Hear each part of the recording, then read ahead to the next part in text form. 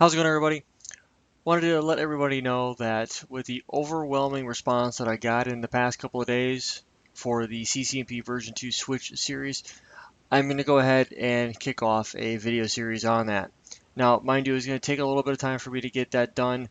I still have CCNA Service Provider Part 2 to wrap up. I'm almost done with that, and I should be done hopefully this week. I'm going to get some recording done during the week and hopefully be rendering next weekend. This weekend was just too busy for me. I had a lot of family stuff going on, and timing wise, it just didn't work out for me. So, you guys gave an overwhelming amount of responses, so I figured, you know what, the community's always been good to me, so I'm going to go ahead and be good to the community. So, you guys win. You guys get a CCNP Switch series. Pardon me while I figure out what's up with my eye here. With that being said, on your screen you should see that I have the CCNP Service Provider different exams pulled up here. And these are the basically the blueprints for CCNP Service Provider. And I have the SP Route, SP Advanced Route, SP Core, and SP Edge pulled up. And one of the things that I'm doing here is I am basically going through and I'm going to start tearing through the stuff heavy duty. Like, um, I've already started recording videos on it and stuff like that, so I'm going hardcore at it. One of the things that I wanted to bring up real quick with you guys is the transition phase from CCNA service provider to CCNP service provider, or anybody that might have been, maybe you took CCNP route and you're looking to do CCNP service provider. I'm not sure. I'd have to double check on this.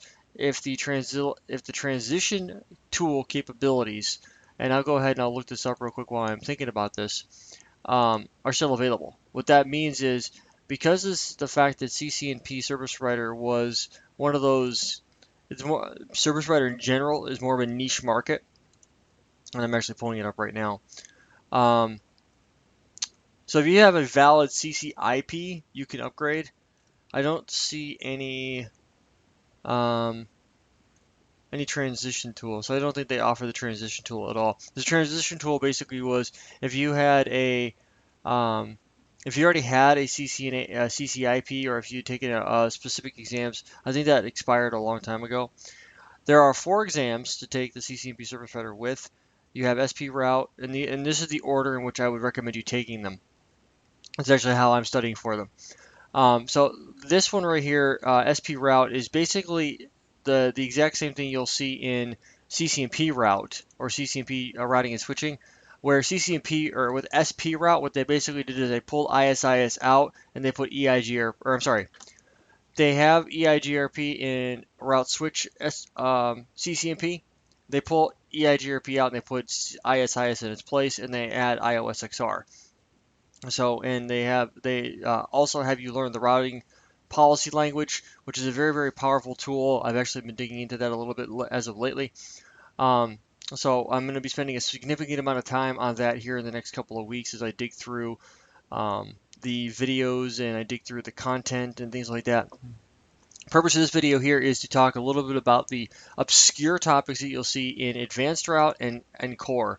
Now, if we come down here a little bit further, you're going to see that they focus at the tail end of route. They 22% of your exam, roughly, and is going to be BGP and manipulating routing protocols. So you definitely have to know how to do that type of stuff, and we're going to spend a significant amount of time on that just based off of that. So a quarter of your exam is pretty much going to be knowing BGP.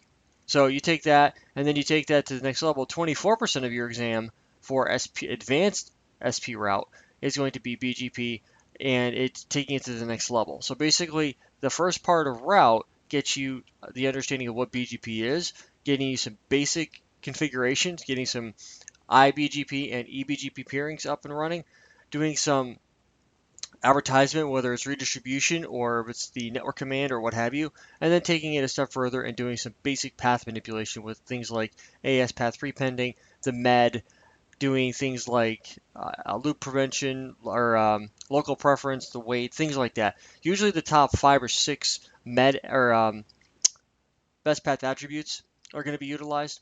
Well, that's great, and that works out quite well. But where I'm going to be focusing my time is I don't really need to know a ton about that stuff. It's going to be the more obscure topics because I already know BGP from the iOS side. So I've spent quite a bit of time as of lately on OSPF and ISIS on iOS XR. I'm starting to bring up my BGP experience now to do that. So one of the things that I'm focusing quite heavily on, 23% of the exam is going to be multicast routing, and the other 27% are going to be layer 2 VPNs, and 25% is going to be carrier Ethernet, and that's going to be advanced route. Those are going to be advanced capabilities and how that would come into play. So we're going to be spending a significant amount of time on that as well. The key factor here when it comes to multicast, and I wanted to bring up a really good resource, is got a book here for you. I'm going to try to put this in front. This right here, and actually, if I let me do this real quick. Bring this. Okay, perfect. Bring this up. This is, if you've never seen this book, this is Developing IP Multicast Networks by Bo Williamson. It's a Cisco Press book. Its author date or publication date is sometime in the early 2000s.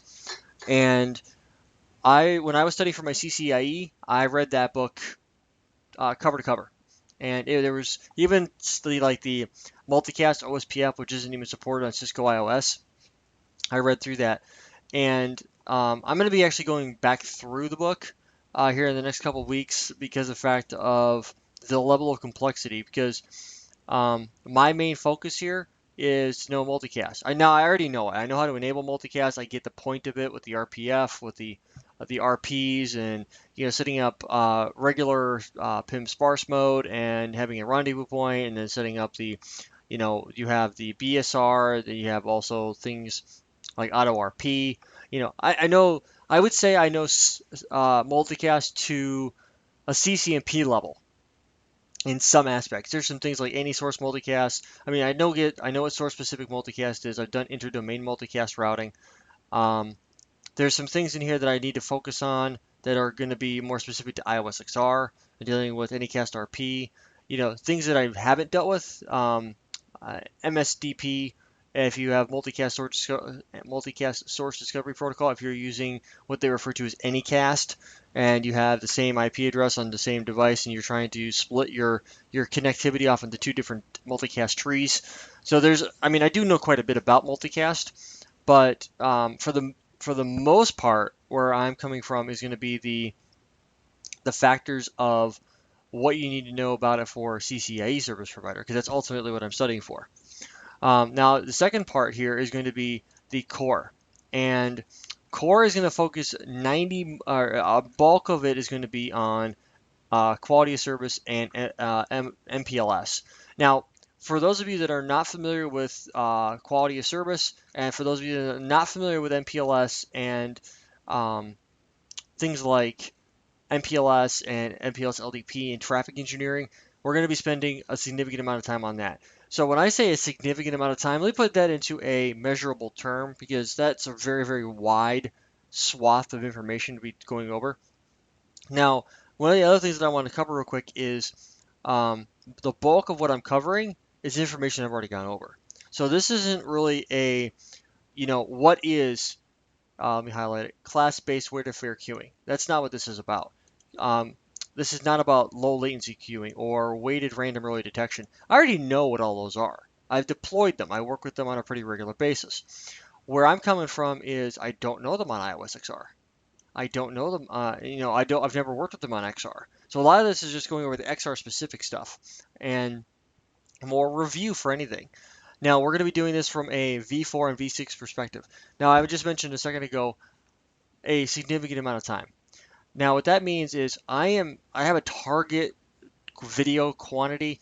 We're going through CCNP Service Provider. We're going, at least we will be, and I am 95% sure that INE is going to go ahead and pull the trigger as soon as I'm done with CCNA Service Provider, but they won't go ahead and actually release the content, excuse me, until after I've passed CCNP Service Provider. So I have that added capability to deal with. So we're going to be focusing on QoS. And why would you need QoS in the service provider core? I mean, why specifically on core? Why would you need that? Well, Well, the main reason why you would need it, for those of you that don't know this already, and I don't hold anything against anyone if they don't know why, the main reason for this is when you're dealing with transport, MPLS is typically going to be a transport service that you're going to utilize or customers are going to utilize for their business critical or their low latency or their more their sensitive traffic.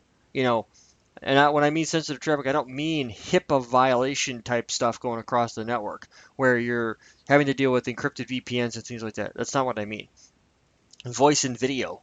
You know, you're going to want, because if stuff goes over the internet, it's pretty typical that there's not going to be any type of guarantee that the voice and video packets are going to be prioritized over the FTP and the bulk web. Right. I mean, everybody would agree with me on that. So MPLS VPN is typically going to be a lower bandwidth type of circuit that you buy from a provider, and then you go from there. Now, I am going to be spending, like I said, a significant amount of time on these areas because it's going to be very, very important for all of you and myself to know how this stuff works. So as I'm going through this material, I'm also going to be recording CCNP Service Provider.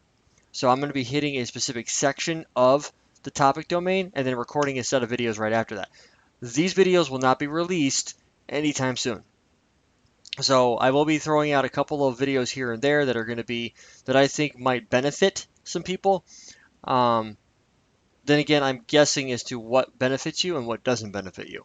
So the main factor here that I'm going over is these videos will take a significant amount of time and there's not going to be any shortcuts. Just to give you guys an idea of where we're coming from here. Let me pull up our topology here. Let me just go ahead and hover over this guy. This is our topology that we're going to be running with inside a CCNP service provider. It is a total of, I believe, 16 devices. We have 12 CSR 1000Vs and we have 4 iOS XR devices. Now the reason why we have a device set up like this, and the reason behind that is so that we can run multi-protocol. So I can run OSPF up here. This is the idea here is we're going to be running OSPF up here in a certain setup. We're going to be running ISIS down here. And then we're also going to be running, we'll run a protocol, whatever we want there, as well as over here, and going forth with that. And then we'll be running BGP on top of it. So it's going to be the CCNP route. This is where it's going to be that. This is both route and advanced route as we go forward. So that's going to be what we're going to be taking a look at unless something else pops up. That's going to be the topology that I run with and how I move forward. So the reason why I'm going through all this information with you guys is because you guys seem to follow quite a bit. So we're going to be focusing on quality of service to begin with. So you're going to want to have a way of getting your high or your priority traffic, the prioritized traffic from one side of the network to the other, right? You're going to take that, and then we're going to be taking a look at MPLS LDP. If you've never dealt with MPLS, this is going to be I went through a pretty deep explanation inside of CCNA service provider because of what it was needed and how LDP labels are formed and how they're associated, things like that. This is going to take this to the next level. I've also got, these are going to be routers running inside of ESXi, not in viral. I won't be doing any of this in viral. And the reason for that is pretty simple, actually, because of the fact that I have the ability of doing Wireshark on the CSRs. So I can do Wireshark captures in the data plane so we can see, say for instance, traffic is coming from customer A going to customer B, and I want to be able to forward that traffic across the network. If I want to be able to do that, and I want to be able to see the actual QoS packets in the data plane, I want to be able to see that. Because the only time you can debug on a device is if something's happening and the processor of that device is actually having to respond to something. And if you're not having to deal with that, you're never going to see the data. So that's one of the reasons why I'm going to be capturing a lot of data to see exactly how this goes. Now this is going to help us set up the core and get everything else operational. Then we're going to jump over to the edge, and edge is specific to getting connectivity between our providers. Now core and edge are going to be running on a separate topology, and this is going to be a lot of I'm pretty sure all I'm going to do here with this guy is set up what do you call it? I'm going to be taking a single router and having it act as multiple customers. Now you might ask, well, how would you pull that off? And I will explain when I go through the actual setup. Basically, what I'm going to be doing there is I'm going to be taking a single device using a bunch of virtual routing and forwarding instances, and I can have a very robust core and only one router acting as a spoke, but you'll never know it. I mean, you'll see me click on the same device over and over and over again, but I'll be going into different VRFs and working on different VRFs. I could have 20 different customers that I could be working with on a single router. So instead of having 30 devices in my just to run, I can run say 12 or 14 in the core and have a bunch of PE devices and have each one of those PE devices. It'll look like the 30 different customers, but in reality, it'll be 15 routers and 14 of which are in the core. The 15th will be one customer multiplexed, with a bunch of different VRFs. So we'll see how that would affect things and go forward from that. So that's what I'm planning on doing. And then again, I also have to go through this. Things may change, but that's where I'm at from here. And that'll pretty much complete this. Now, the reason why I'm going through this is because I feel like I need for anyone that is trying to transition from, they're trying to go um, into a different track. Now, I have a CCNA in security. If I was to say, okay, right now, let's say for instance, everything was already situated and I had a CCNP and service provider, and I had no ambition at all after of taking a CCIE service provider, and I made the left-hand turn into security. I would start off at CCNA security again, just as a refresher. Go back through and make sure that I understand PKI. Just make sure I understand how asymmetric encryption works, and start at the bottom and work my way up. Act like I don't know anything. And that's one of the reasons why I do that. And I have there's a guy that I'm friends with on Facebook, who just recently passed his CCNA. And I know a lot of guys are working on CCNP and things like that. And for any of you that are watching these videos and continue to watch them, I do appreciate that. And I do wish anyone, whether I know you or I don't, the best of luck on any Cisco exam. But my big thing is one of the reasons I stay. Um, I don't throw the term modest or humble around very often, but one of the reasons why I feel like I excel in the areas that I do is because of the fact that I'm not afraid to admit that I don't know everything and I have a lot to learn. So I'm like, okay, I'm going to just become this gigantic sponge that I want you just to like. Obviously, if you were to like throw a fire hose worth of knowledge at me, I'm not going to get everything the first time. So there's gonna be a lot of stuff that splashes off that sponge, and it's just stuff that just lays around that's knowledge. Okay, I'm going to need to know that later on for this. Or, you know, I'm I've got 90% of what PKI does, but I'm missing how to actually apply the certificate to a device. You know, that could have been that little droplet that fell off the sponge. And the reason why I use this analogy is because at the end of the day, our brains are like sponges and they fill with information. And um, unfortunately, no matter how much you study or how often you study, you're not going to get everything every time. That's the fact of the matter. We're human. That's just it's in our nature. So I start to take a step back and I say, okay, I have a CCNA in security. I've had a CCNA in security for a couple of years now. I have a CCNA in wireless as well. I passed my wireless exam. Um, but I wouldn't consider myself anywhere near ready to deploy wireless in a production environment. I would need a lot more time and a lot more. I plan on doing that down the road, but right now it's just not. I have other endeavors and other things that I want to go after, namely service provider. And I think the service provider environments are extremely cool. They are intriguing as all get out, so that's why I'm pursuing it. And um, that's why I'm taking the road that I'm taking is to go this way so that I can bring myself up to speed and understand exactly what it is that I need to go through. So even though I've like the same thing with a data center, I'm familiar with Nexus. I've been on a couple 2Ks, I've been on a couple 5Ks, and I've been on a couple 7Ks. I've configured VDCs, I configured FEXs, I configured VPCs.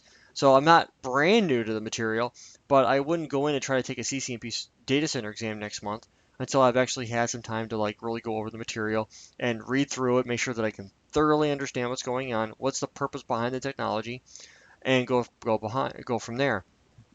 So a lot of what we're going to be focusing on here is going to be a very complex, very intricate uh, content breakdown on a per topic basis. So for those of you that have been following me for a while, that you probably know the analogy that I use, and that analogy is this. I start off from, I'm going to go ahead and back this out real quick. I use the analogy that, when I am, let me go ahead and express this out real quick, and zoom back in and scroll down.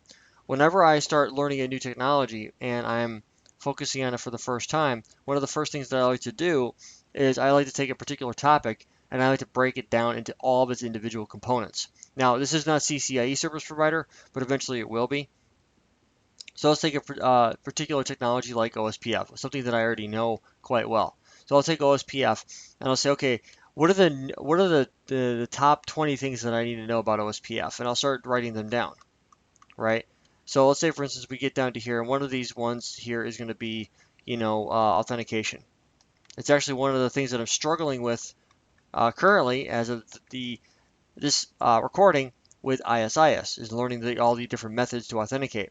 So I take authentication, I say, okay, what are the different methods you can do with authentication with OSPF? So for instance, we've got clear text, we have MD5 hashing, we have a no. So we have no or null, we have clear text, and we have MD5. Unless you go in and you are dealing with anything on 15.4 code and above, you can do HMAC SHA inside of a crypto key. So you can go to a crypto key and specifies a stronger, basically this is a SHA-1 at the end of the day.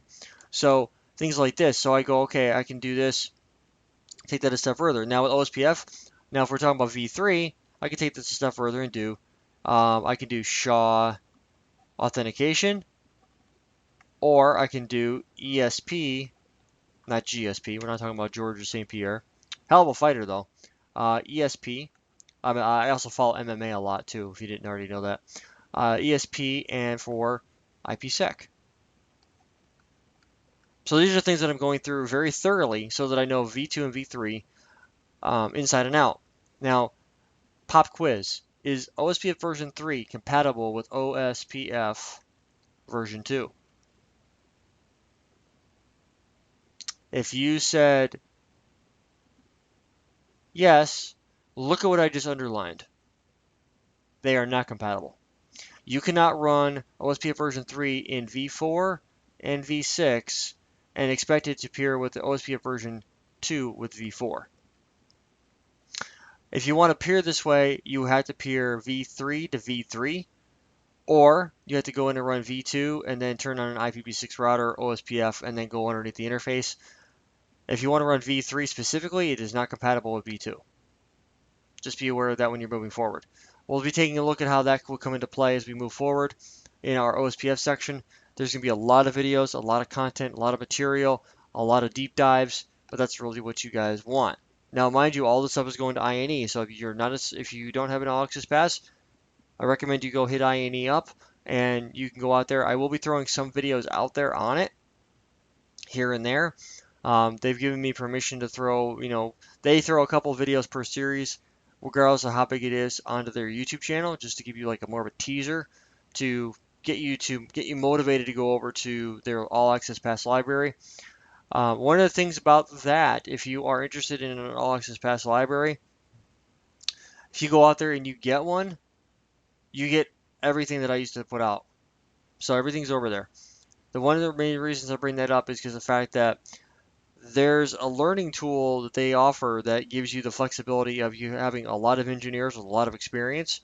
Highly recommend it. I'm actually a patron of INE as well, so I use their security and their data center videos for a lot of stuff.